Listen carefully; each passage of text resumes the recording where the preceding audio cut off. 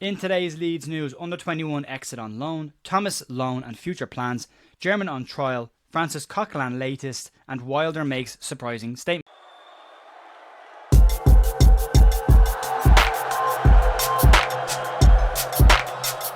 Morning folks, welcome back to The View. Jer here with your news on Friday the 18th of October. Just a quick update on the countdown to kick off tonight. It won't be live. I have a part of my stag tonight, so that will be pre-recorded but will go out as a live stream. Last night's podcast is available. Myself and Ben Locke talking about the current free agent situation at the club and looking ahead to tonight's game as well. You can check that out if you want to. But we're going to start off with some under 21 exits from the club and what's happening with them. We'll start off with Coleman. Two players will move out on loan from Leeds United, but the first one that was confirmed this morning is Irish under 20 midfielder Coleman, who's had a good season for the under 21s so far this year. Coleman will head on a short-term loan to National League side Buxton as part of his continued development. Coleman's had a really good start to his season. He has played 7 times for Scott Gardner's under 21 side so far this year, and this is an important part of young players' development to get them out playing first team football. Those asking about a loan mid-season, National League has its own transfer situation, so it's not connected to the EFL. They're allowed to bring in players because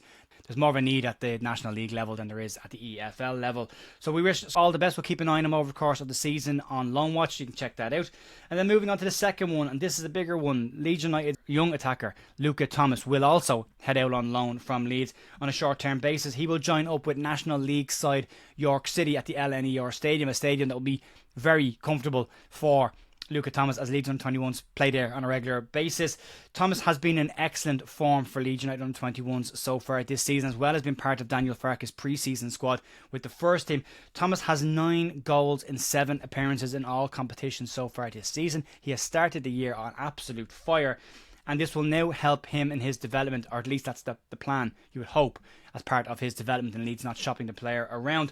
York sit third in the Vanarama National League, and as I said, they play at the LNER Stadium, so he'd be very used to playing there on a regular basis. He's had a really good start to his season. There's a lot of buzz and hype around Luca Thomas right now. He's doing all the right things, and you hope that this move is part of his development. Joe Donoghue has a piece in the Yorkshire Evening Post a couple of days ago where he says Leeds could even look at loaning the player out at a higher level in January, or possibly sell, which you'd hope doesn't happen. I don't think it will. Thomas has proven right now that he's very much on that cusp of making the breakthrough.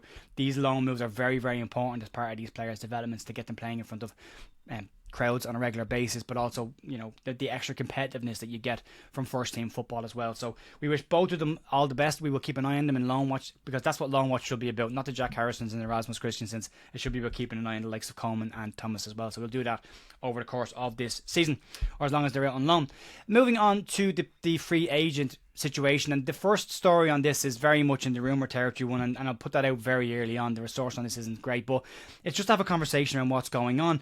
At this point, I'm getting the feeling that any free agent that's out there that can play central defensive midfield, which isn't a huge amount of them, are all being linked with Leeds, and it looks like every publication and their sister is trying to pick one and hope that that's the one that Leeds go for and they get it right. There's been a lot of misses so far.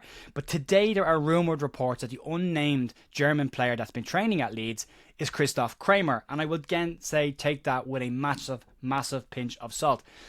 Kramer has a relationship with Daniel Farke. The 33-year-old finished up at Borussia Mönchengladbach in mid-August, having spent 8 years at the club, and during that time did play under Daniel Farke. The two of them are said to have a good relationship with each other, know each other well, so it's an easy link, and it could be accurate, it could be correct, but the report claims that he's currently training with the club ahead of Leeds making a decision on who they will bring in.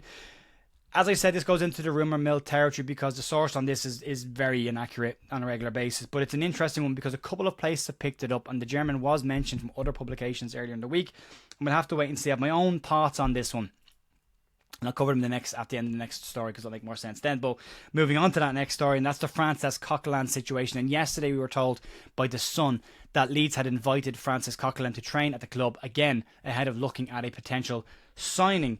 Czech Kuyate, Christoph Kramer and Francis Coquelin have all been named as players that Leeds apparently are looking at. But Graham Smith in the Yorkshire Evening Post has thrown a wet cloth on this, and he says that there is nothing imminent expected at Leeds United. Speaking on the Inside Ellen Road podcast, Graham Smith said the following: "There was nothing imminent last night when we spoke to the club. I know there's a national newspaper report that claims that Coquelin has been invited in, but that's not our understanding of the situation.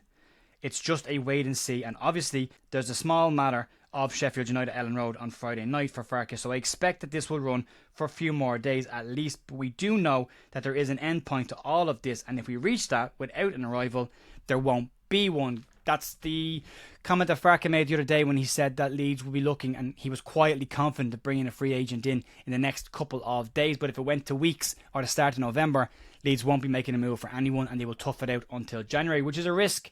But the smirk on Daniel Farke's face when he was asked about the free agent, to me, suggested that he knows something that we don't know, which obviously he does because he's the manager. But in terms of maybe a player that's not been linked with the club, or maybe it is actually Christoph Kramer and it's a higher profile player that he's looking at bringing in, a former World Cup winner as well. So the smirk on his face suggests to me there's something going on. He knows more than we do, and there's possibly going to be something happening. But I would suggest that Sky know Leeds are looking for this. The game is on TV tonight. The Sky cameras will be at the ground. It's very likely to me that they will be scouting around looking for a face in the crowd that could be one of the free agents that's been linked with a move to Leeds United. But we should know over the next couple of days. It's 2 weeks to go till the start of November. You've got less than 2 weeks to get that done. He said days, not weeks, so next week, early next week. But there's a game on Tuesday, game on Friday.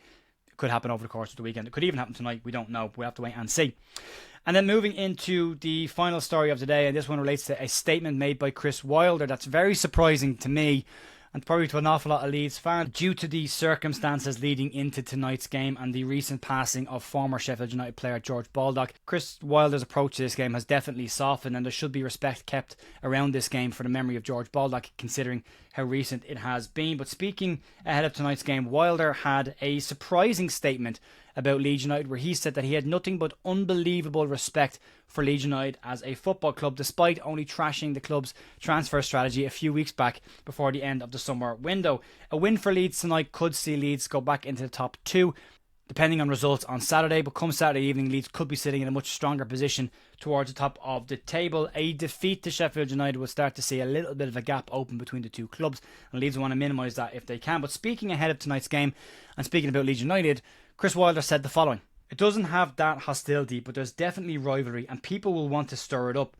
There'll be stuff coming out about what I've said historically, what I've said about Jayden and Gus Hamer, a couple of others. But it's part and parcel of football. It's how we roll. I've got an unbelievable respect for Leeds and what they've achieved. I'm a football man. I'm not daft.